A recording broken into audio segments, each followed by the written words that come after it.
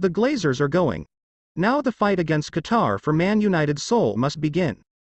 After 18 years, the war against the Glazers is finally nearing an end. But Manchester United fans are sleepwalking into a new fight for the soul of the club against a foe far more fearsome than a single family. One that many don't even recognize yet as the enemy. The Glazers selling up is undoubtedly good news for United. The end of their lecherous reign ought to be relished. But amid the celebrations, the club and its supporters seem to be taking a far more casual, wait-and-see approach over their potential new owners. The worry is, wait and see too long and the keys to Old Trafford will already be in the wrong hands. Specifically, the grip of Sheikh Jassim bin Hamad Al Thani. Sheikh Jassim is one of two front-runners to buy United, the other being Sir Jim Ratcliffe. We know very few specifics of the bids placed before the Glazers other than the PR lines spouted from the rival bidders' camps. It almost doesn't matter. Any individual or group with sufficient wealth to buy Manchester United ought to be treated with suspicion. Do you think the club management is taking the right decision? Comment your opinion under the comment section and kindly subscribe to this channel and don't forget to like the video. That suspicion is manifesting itself in peculiar ways, certainly online and on social media, where the previous unity among the United fanbase fed by their common enemy has given way to intense and often spiteful splits while supporters pick one of two hastily painted red corners. That of the British billionaire or the state of Qatar. Let's be clear here, it is Qatar that is coming for Manchester United. Sheikh Jassim is the face with a profile and bank balance large enough to appear a legitimate purchaser, but not so grand as to prompt awkward questions over who is driving the bid. It seems to have worked on many supporters, mainly those prepared to turn a blind eye to almost anything in return for star signings.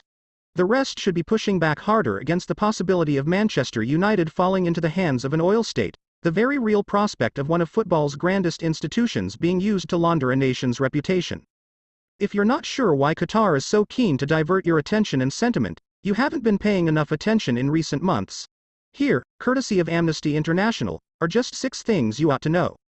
Cue the Wade Bouterie. Pro-Qatar United fans whine that the takeovers of Newcastle and Manchester City didn't prompt the same moral outrage. They did, certainly in Newcastle's case, while Toon and City fans demand that United be subjected to the same scrutiny and criticism, often simultaneously highlighting just how and why sportswashing works.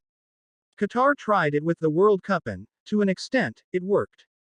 Concerns over the rights of workers, women, and the LGBTQ+ community were raised, despite FIFA's best efforts to suppress them, and issues were highlighted.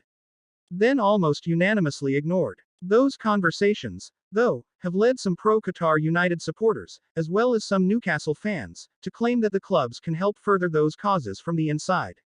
Which, at best, is disingenuous horseshit. Some individuals may be able to park their morals for the cost of a new center forward, but clubs, community and global institutions, absolutely should not. And, perhaps more galling than it is relevant, Manchester United have no need. Newcastle, City, and even PSG before they were taken over in 2011, all needed investment. Each was ripe for it, which PIF, ADUG and QSI were smart enough to identify while being rich enough to capitalize. United simply do not need such state-backed transformation to compete, nor does the club require a sugar daddy, especially when they have a proper manager to steer the team back towards the top of the table. Liverpool, with Jurgen Klopp, demonstrated that too. And, even more so than Liverpool, United can pay its way at the high rollers' tables, especially when it isn't being used as a cash machine for the sick spawn of a Florida-based billionaire. Of course, those Glazer siblings care not one shiny shite into which hands they pass United. Perhaps they might see selling to Qatar as one last fuck you to the green and gold brigade, but it seems more likely they just don't care so long as they get paid. Still, somebody has to shield Manchester United from becoming the first football superpower to be swallowed up by a state and used for even more nefarious purposes than the Glazers were. It won't be the outgoing owners and, as Amnesty International highlighted, nor will it be the Premier League or UEFA. So, as always, it falls on the fans to carry the fight for Manchester United and what it ought to stand for. That doesn't mean they must be #Team Ratcliffe. The Ineos billionaire and his intentions ought to face as much scrutiny as his rival.